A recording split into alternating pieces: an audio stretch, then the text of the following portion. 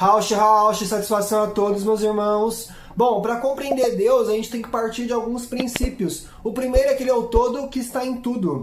E também, em essência, ele é o nada que possui tudo, o Parabrahma imanifestado e também o oceano sem praia. Portanto, a partir de si mesmo, ele emanou o seu reflexo na manifestação. Então é conhecido como sopro primordial, ou Adam Kadmon pelos cabalistas, também como pensamento primordial pelos hermetistas, ou o verbo dos cristãos, ou também o ícaro primordial dos Shipibo-Konibu. Então essa força primordial, que ela é andrógena, portanto ela tem em si tanto o princípio masculino quanto o feminino, ela ramificou-se numa polaridade, conhecida como força ativa expansiva ou passiva receptiva. E essa passiva receptiva é o seu lado feminino, conhecido como a Mãe Divina, que em si possui toda a manifestação, desde as formas arquetípicas, também a geometria e também as formas sólidas. Portanto, em essência, ela é a própria ramificação do verbo, que vai se condensando em todas as outras dimensões, do mais sutil ao mais denso. E a gente consegue ver essa manifestação através da árvore da Kabbalah, que é a árvore da vida. Então, Deus em si, ele está acima de Keter. E a partir de então, em forma espiralar, ele vai se manifestando até se consolidar em Malkut, que no caso é o reino material do qual a gente experiencia, tendo como em essência a nossa mônada primordial que vem de Deus, que é a célula divina, a centelha divina que temos dentro de nós como eu superior. Porque Deus em si, ele esqueceu de quem ele é. E a partir da experiência, ele vai se recordando, ocorrendo então, para que isso aconteça, diversas reencarnações, desde o reino mineral ao vegetal, animal e hominal. Portanto, em essência, nós somos a própria manifestação de Deus, que através da nossa experiência, nós vamos subindo pela árvore da vida até alcançar a nossa essência primordial. Portanto, quando a gente fala que nós temos uma centelha divina dentro da gente, na verdade, essa é a essência primordial de Deus, que ao decorrer de diversas vidas a gente vai se recordando de quem nós realmente somos. Portanto, despertar da consciência nada mais é do que se recordar que nós somos Deus em manifestação. Compreende? Porque Deus, ele está em tudo, inclusive em nós. Então ele é a própria manifestação em andamento. Ele não é alguém que criou o universo e saiu dele e agora está fora. Não, ele é o próprio universo em construção e em desenvolvimento, porque ele é o sopro.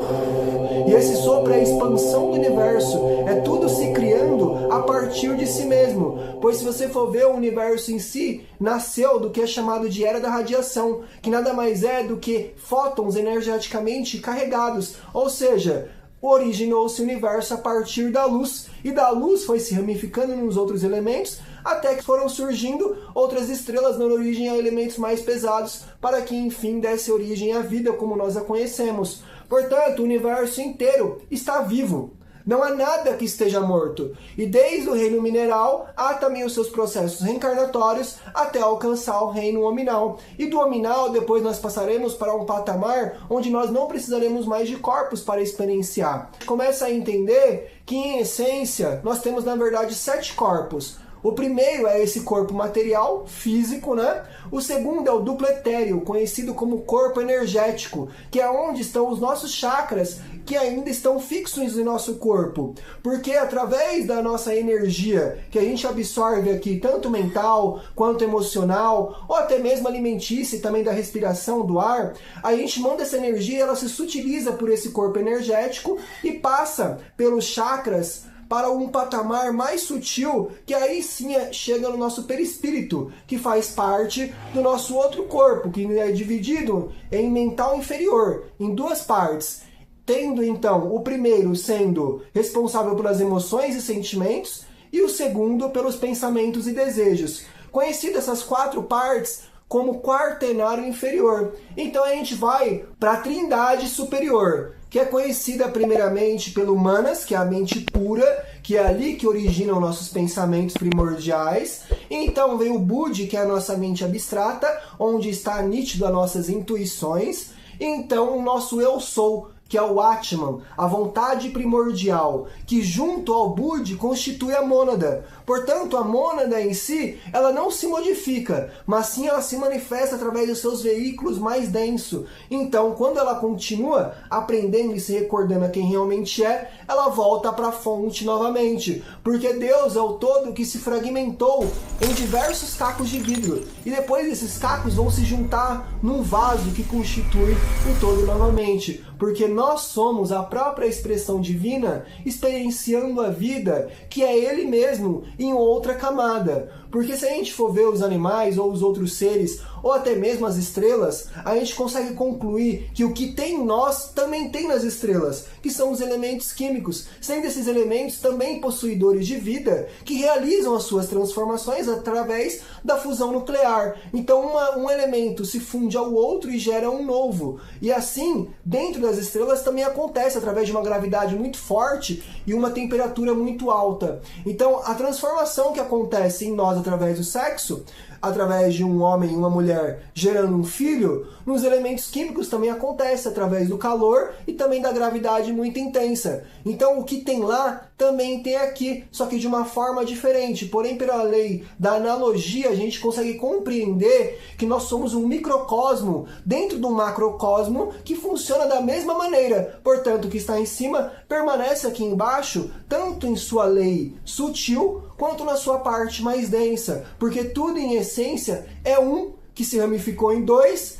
constituindo três, e depois se manifesta através de 7 raios, que são os 7 raios da emanação primordial de Deus, que a gente consegue ver Jesus no sexto, porque Jesus, o Cristo, nada mais é do que um ser que também está no alto e depois encarnou apenas um de seus fragmentos aqui embaixo, porque o corpo não aguentaria tanta vibração positiva e tanta luz.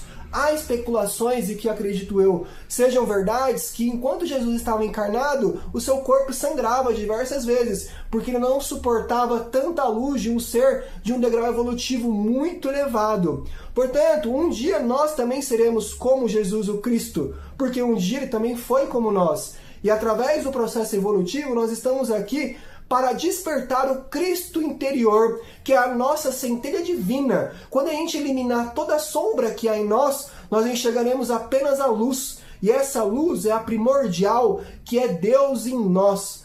Compreendem? Bom, a mensagem de hoje foi um pouco rápida, mas apenas para lhes dizer que Deus é tudo e que Ele está tanto em mim quanto em você.